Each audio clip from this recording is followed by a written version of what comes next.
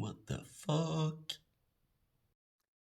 Okie dokie, boys and girls, it is day 258 of bulking to 75 kilos with calisthenics only, and today I woke up at 75.75 kilos.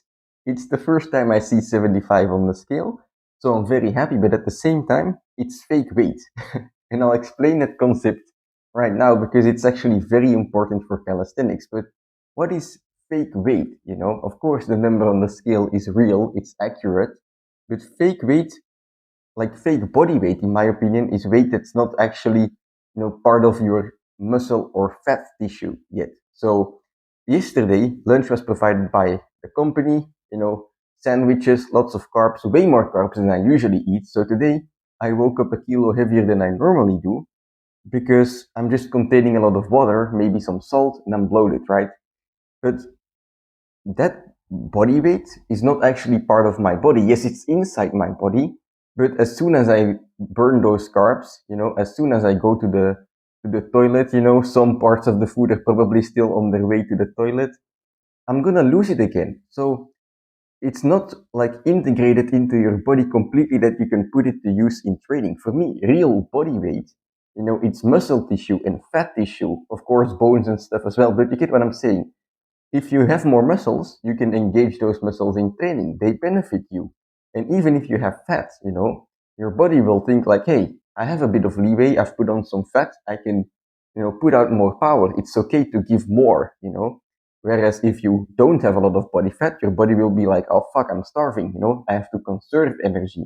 When you put on some fat, your body doesn't worry about it anymore, and you're able to, have stronger performances. Maybe not exactly in bodyweight, but especially in the weightlifting community, this is a real thing. So for me, this extra body weight that I put on, this morning, is not gonna benefit my training, so I call it fake weight. And that's important because my goal is not to have, to just like stuff myself one day and be 75 kilos. I want to be 75 kilos consistently with real body weight. So yeah, I mean, I guess I've reached number 75 for the first time now. Now it's just a matter of keeping it, because the bulk is going to continue for a few more months. And I guess like the last few months are going to be more of what people call a recomposition. I now have this body weight, 75 kilos just about, and I want to keep it. That's my goal weight. But even if I'm keeping that body weight, within my body, I can still put on more muscle. My body has now some leeway. It has, it's comfortable enough to still put on some muscle. So even without gaining weight, I can keep training, keep building strength, and my body will put on muscle, right? And in the meantime, the amount of water weight in my body will diminish. The amount of fat in my body might diminish as well. But every basically like these little amounts of body weight will be replaced by muscle. So yeah, then the next couple of months will really just, I hope I can stay just about the same weight. I don't want to gain more than I don't want to go much heavier than 75 because I feel quite heavy already, and then I'm just like talking physically wise, like not in the planche, it's not really a problem, but like just the physical structure of me, I'm quite happy with it. So it's just about staying how it is right now, staying, this weight, and then improving the physique that way. But yeah, that's I guess, the weight update for today. And now I'm gonna do some hamstrings. Now for hamstrings, last time I got back into the swing of things, treating the little injury I had. Today I'm gonna keep being careful, but try and add something more, something more difficult to the last training, basically, right? So last time I was doing assisted Nordic rolls with 2 fingers of assistance. Today, I'm gonna see if I can do the same with perhaps 1 finger, only my index finger of assistance. And that way, when you're injured, don't rush to get back into, your usual training because then, you're compensating somehow probably and you're gonna get injured again. You wanna be patient. It's difficult, yes, but doing your best is sometimes taking things slow.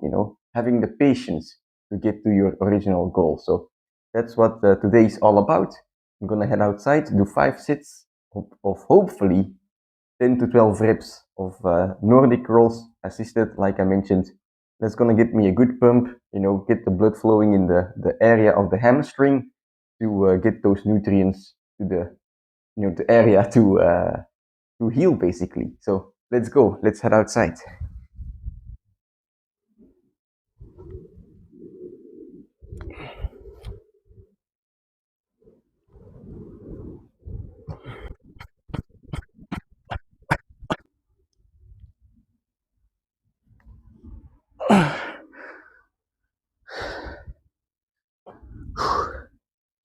All right. One sit down, four to go. I'm gonna keep it at 10 reps, and then I have some improvement, to do next time to aim for 12 reps. Usually, like this yesterday, I was talking about what happens if you don't do just the bare minimum, but that's when you're healthy. When you're healthy, you can push it, but when you're not healthy, when you're a bit injured, you have to push the recovery. You have to push the patience. You have to, be disciplined in allowing your body to recover. So that's what I'm doing today. I don't want to give in to any distraction and start horse cocking away immediately, because that would trigger my injury to become worse again. So let's just keep it at 5 sets of 10 reps. Let's go.